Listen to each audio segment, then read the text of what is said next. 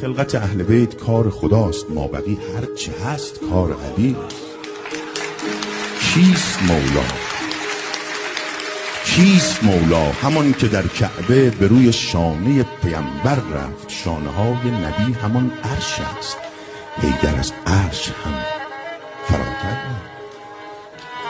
چرخش روزگار دست علی است، کهکشان دانه های تسبیحش. در خیبر شکست چیزی نیست، فتح آن قلعه بود تفریحش. چند روزی درست قبل ازل زندگی را شروع کرده علی.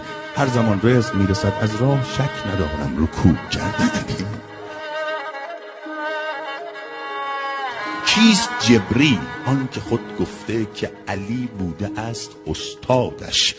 ملک انبیاست جبرائیل، وحی را داده مرتضی یادش. شب معراج مصطفی حس کرد در پس پرده روبروی علی.